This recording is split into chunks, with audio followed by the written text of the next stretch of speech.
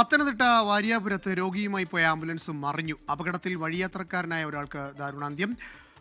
പുള്ളി നിൽക്കുന്നിൽ വീട്ടിൽ റെജിയാണ് മരിച്ചത്. ആംബുലൻസിൽ ഉണ്ടായിരുന്ന രോഗിയെ ഫയർഫോഴ്സ് എത്തി രക്ഷപ്പെടുത്തി. ഷിജോ കുര്യനുണ്ട് വിവരങ്ങളുമായി പത്തനംതിട്ടയിൽ നിന്നും. ഷിജോ, ഏറെ ദാരുണമായ സംഭവം, വിവരങ്ങൾ. അനുഭവം അങ്ങേയറ്റം ദാരുണമായിട്ടുള്ള ഒരു അപകട മരണ വാർത്തയാണ് പത്തനംതിട്ടയിൽ നിന്ന് പുറത്തു വരുന്നത്. വൈകിട്ടോടുകൂടിയാണ് ഇത്തരമൊരു അപകടമുണ്ടായത്.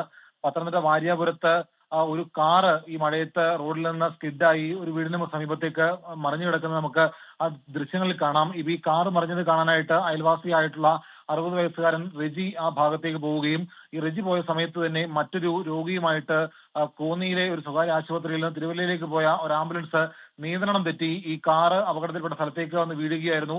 ഈ ആംബുലൻസിന്റെ അടിയിൽ ഈ കാറ് മറിഞ്ഞത് കാണാൻ വന്ന റെജി അകപ്പെടുകയും റെജിയെ ഉടൻ തന്നെ ഫയർഫോഴ്സും മറ്റുള്ള നാട്ടുകാരും ഒക്കെ വന്ന് ആംബുലൻസ് മാറ്റി റെജിയെ രക്ഷപ്പെടുത്താൻ ശ്രമം നടത്തിയെങ്കിലും മരിച്ചു എന്നുള്ള ഒരു വിവരമാണ് നമുക്ക് ലഭിച്ചത്. 60 വയസ്സുകാരനാണ്.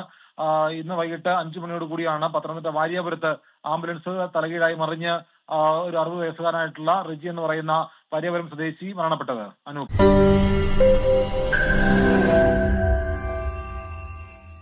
ലോകത്തെവിടെയായാലും ഏത് സമയത്തും 24 വാർത്തകളും ഓഗ്മെന്റഡ് റിയാലിറ്റി പാക്കേജുകളും എക്സ്പ്ലെയിനറുകളും വിശദമായി കാണാൻ ഞങ്ങളുടെ യൂട്യൂബ് ചാനൽ നിങ്ങൾക്ക് സബ്സ്ക്രൈബ് ചെയ്യാം.